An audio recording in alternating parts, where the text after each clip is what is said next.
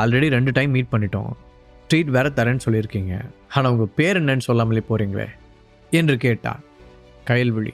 Kayalvizhi Suryakumar, assistant commissioner of police என்று கம்பீரமாக சொல்லிவிட்டு பளிச்சென்ற புன்னகையுடன் அங்கிருந்து கிளம்பினாள். இப்போது ஹரீஷின் பக்கத்தில் வந்த அக்ஷரா, ஹரீஷ், நீங்கள் மட்டும் இல்லைனா இன்றைக்கி நான் முட்டாள்தனமாக ஏமாந்து போயிருப்பேன். அதோட என் கடையோட நேமும் ஸ்பாயிலாக இருக்கும். அப்படி நடக்காமல் காப்பாற்றினதுக்கு உங்களுக்கு தான் நான் தேங்க்ஸ் சொல்லணும் என்றாள். இதுக்கெல்லாம் எதுக்கு தேங்க்ஸ்? உண்மையிலே எனக்கு இது ரொம்ப இன்ட்ரெஸ்டிங்காக தான் இருந்துச்சு. ஸோ டோன்ட் வரி, ஹரீஷ் சாதாரணமாக சொல்ல, எதையோ கேட்க வந்த அக்ஷரா ஒரு நிமிடம் தயங்கினாள். அதை கவனித்த ஹரீஷ் கேள்வியாய் புருவங்களை உயர்த்த, அது அந்த முத்துக்களை பற்றி நீங்கள் சொல்லும்போது அதில் ஒரு ப்ரொஃபஷ்னல் டச் இருந்துச்சு. நீங்கள் இந்த ஆன்டிக் ஃபீல்டில் ஏதாவது ப்ராப்பராக ட்ரைனிங் எடுத்திருக்கீங்களா என்ன? அக்ஷரா ஆர்வத்துடன் கேட்டாள். ஒரு செகண்ட் யோசித்த ஹரீஷ், ஒரு சீனியர் ப்ரொஃபஸர் எனக்கு இதில் இன்ட்ரெஸ்ட் இருக்கிறத கவனித்து அவருக்கு தெரிஞ்ச நிறைய விஷயங்களை கற்றுக் கொடுத்தாரு என்று பாதி உண்மையை மட்டும் சொன்னான். அதை கேட்டதும் உற்சாகமான அக்ஷரா, அப்படியா? அப்படின்னா இன்னும் அவர் கூட உங்களுக்கு காண்டாக்ட் இருக்கா? முடிஞ்சா அவரோட அட்ரஸை தர முடியுமா என்று கேட்டாள். சாரி அக்ஷரா, நான் அவரை பார்த்தே ரொம்ப நாள் இல்லை ரொம்ப வருஷங்களே ஆயிடுச்சு. எதையோ நினைத்து பெருமூச்சு விட்டபடி ஹரீஷ் சொல்ல அக்ஷராவின் முகத்தில் ஏமாற்றம் தெரிந்தது.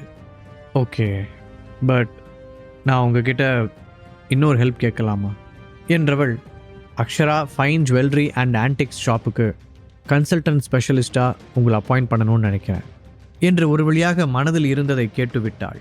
அவன் 2 விஷயங்களை யோசித்து அந்த வேலையை ஏற்றுக்கொள்ளலாம் என்று தீர்மானித்தான். முதல் விஷயம், எப்படி இருந்தாலும் இது அவனுக்கு பிடித்த வேலை.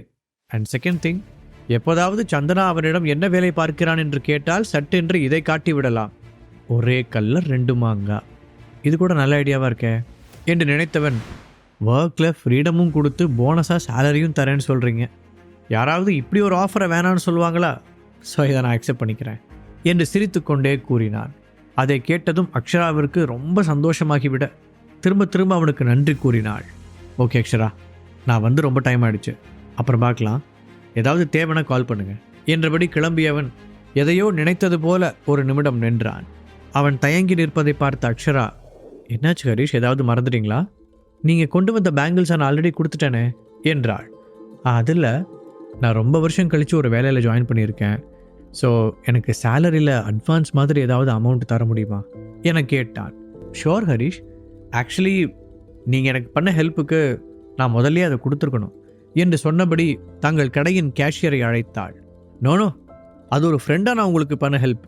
நீங்கள் என்னோட இந்த மந்த் சேலரியில் அட்வான்ஸ் கொடுத்தா போதும். ஹரீஷ் சொல்லி கொண்டு இருக்கும்போதே 20,000 ரூபாயை அவனிடம் நீட்டினாள் அக்ஷரா. சரியாக அரை மணி நேரம் கழித்து சந்தனாவிற்கு ஃபோன் செய்த ஹரீஷ் அவளை நேரில் பார்க்க வேண்டும் என்று சொன்னான்.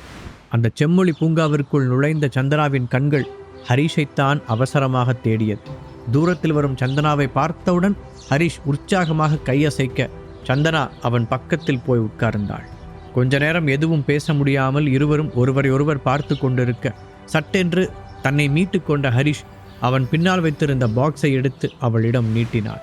அவளும் ஆர்வமாக அந்த பாக்ஸை பிரிக்க உள்ளே அவளுக்கு பிடித்த லாவெண்டர் கலரில் அழகான டிசைனர் சாரி ஒன்று இருந்தது. அதை ஆசையாக தடவி பார்த்தவள், என்ன ஹரி, சடனா இப்படிலாம் சர்ப்ரைஸ் பண்ற என சந்தோஷத்துடன் கேட்டாள். பிடிச்சிருக்கா பேபி? ஹரீஷ் ஒற்றை வார்த்தையில் பதிலுக்கு கேட்க, ரொம்ப என்றவள் திடீரென ஏதோ ஞாபகம் வந்தவளாக, ஹரி, இந்த சாரி எப்படியும் 20,000க்கு குறையாது, இது எப்படி என்று இழுத்தாள். நீ என்ன கேட்க வரேன்னு எனக்கு நல்லாவே புரியுது. அதை கேட்குறதுக்கு எதுக்கு இவ்வளோ யோசிக்கிற? நான் இப்போ புதுசாக ஒரு வேலையில் ஜாயின் பண்ணியிருக்கேன்னு சொன்னேன் இல்லையா, அங்கே நான் அட்டன் பண்ண ஒரு டீல் சக்ஸஸ் ஆனதுனால சின்ன போனஸ் மாதிரி கொடுத்தாங்க. நாளைக்கு உனக்கு முக்கியமான நாளுங்கிறதுனால இந்த சாரியை வாங்கிட்டு வந்தேன். ஹரீஷ் சொல்ல சந்தனாவின் கண்கள் கலங்கியது. ஹரி, நீ எப்போ வீட்டுக்கு வருவ என்று திடீரென கேட்டாள். அவளுடைய குரலில் ஏக்கம் வழிந்தோடியது. பேபி ப்ளீஸ் புரிஞ்சுக்கோ, இந்த ஒரு டைம் நீ என்னோட சுச்சுவேஷனில் இருந்து பாரு. 2 வருஷமான வேலைக்கு போகலை, சம்பாதிக்கலை அப்படிங்கிற ஒரே காரணத்துக்காக மட்டும்தான் என்னை அவமானப்படுத்தினாங்க. அதில் கொஞ்சம் உண்மை இருந்ததுனால நானும் அக்செப்ட் பண்ணிக்கிட்டேன். பட் இந்த டைம் நடந்ததே வேறு. ஒருத்தன் என் முன்னாடியே உன்னை டிவோர்ஸ் பண்ணிட்டு வா, மேரேஜ் பண்ணிக்கிறேன்னு கேட்கும்போது உன்னோட மொத்த குடும்பமும் என்ன பண்ணியிருக்கணும்? அவனை அடித்து வெளியில் துரத்தியிருக்க வேண்டாமா? ஆனால் அவங்க என்ன பண்ணாங்க? ஹரிஷ் கேள்வியாய் நிறுத்த சந்தனாவிற்கு அன்றைக்கு நடந்ததெல்லாம் கண்முன்னால் வந்தது. ஹரிஷ் சொல்வதில் இருந்த நியாயமும் புரிந்தது. அப்போ கூட அந்த கார்த்தி என்னை இன்சல்ட் பண்ணுறதுல தான் குறியா இருந்தான். அதை கூட அந்த ராஸ்கல் எப்போவுமே அப்படிதான்னு நான் பொறுத்துக்குவேன். ஆனால் உன் பாட்டி அன்னைக்கு அவங்க ரொம்ப அதிகமாக பேசிட்டாங்க சந்தனா. ஸோ அவங்க மன்னிப்பு கேட்காம நான் அந்த வீட்டு பக்கம் வர மாட்டேன். ஒன்று அவங்களா அவங்க தப்பை உணர்ந்து மன்னிப்பு கேட்கணும், இல்லை கண்டிப்பாக நான் கேட்க வைப்பேன். ஹரிஷ் தன்னுடைய ஆழ்ந்த குரலில் அந்த கடைசி வார்த்தைகளை சொல்ல சந்தனாவின் அடி வயிற்றுக்குள் சிலீரென்று குளிர் பரவியது. ஹரிஷுடைய இந்த பரிமாணத்தை அவள் இதுவரை பார்த்ததில்லை. கொஞ்ச நாள் பொறுத்துக்கோ, கூடி சீக்கிரமே இந்த பிரிவுக்கு ஒரு எண் கார்டு போடுறேன்.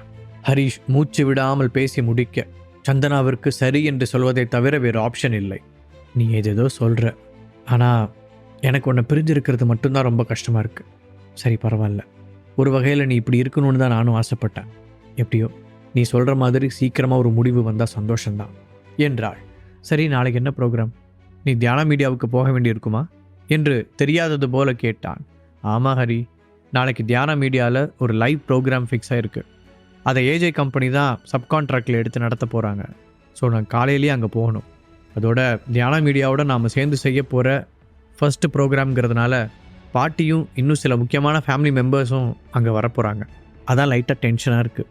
நாளைக்கு ப்ரோக்ராம் எப்படியாவது நல்லபடியாக நடத்தி முடிச்சிடணும். அப்போ தான் ரெண்டு பக்கமுமே எனக்கு நல்ல நேம் கிடைக்கும். சந்தனா ஆர்வமாக சொல்லிக்கொண்டே போக ஹரிஷ் அவள் முகத்தில் தெரிந்த எக்ஸைட்மெண்ட்டை ரசித்து பார்த்து கொண்டிருந்தான். 2 வருடங்களாக ஒன்றாக இருந்தபோது சரியாக பேசிக்கொள்ளாத இருவரும் இப்போது சங்கீத ஸ்வரங்கள் ஏழே கணக்கா என்பது போல நேரம் போவது கூட தெரியாமல் பேசிக்கொண்டே இருந்தார்கள். அடுத்த நாள் சந்தனாவிற்கு பரபரப்பாக விடிந்தது. இன்னொரு பக்கம் ஹரிஷ் நேற்று சந்தனாவுடன் பேசியதிலிருந்து ஹாப்பியாக சுற்றி கொண்டிருந்தான். ஆஃபீஸில் நிகிதா கூட அவனை ஆச்சரியமாக பார்த்தாள். சார், இன்னைக்கு ஏதாவது புதுசாக சோப்பு க்ரீம் இப்படி ஏதாவது யூஸ் பண்ணியிருக்கீங்களா? முகமே அப்படியே தகதகன்னு ஜொலிக்குதே என்று தன்னையும் மீறி வாய்விட்டு கேட்டுவிட்டாள். அதை கேட்டு ஹரிஷுக்கு லேசாக வெட்கம் வர கஷ்டப்பட்டு முகத்தை நார்மலாக வைத்துக்கொண்டு அதை மறைத்தவன், அதெல்லாம் ஒன்றும் இல்லை நிக்கிதா, நேற்று எனக்கு ஒரு புதுசாக வேலை கிடைச்சிருக்கு. மந்த்லி சேலரி எவ்வளோ தெரியுமா? 50,000 rupees. அந்த சந்தோஷம்தான் என்று அசால்ட்டாக சொன்னான். அதை கேட்ட நிகிதா திகைப்புடன் அவனை பார்த்தாள். என்னதான் வெளியே சந்தோஷமாக இருந்தாலும் ஃபங்க்ஷனில் சந்தனாவுக்கு ஏதேனும் நடந்து விடுமோ என்ற சிறிய பதட்டம் ஹரிஷின் உள்மனதுக்கு தோன்றியது. சட்டென்று அவனிடத்தில் இருந்து எழுந்தான்.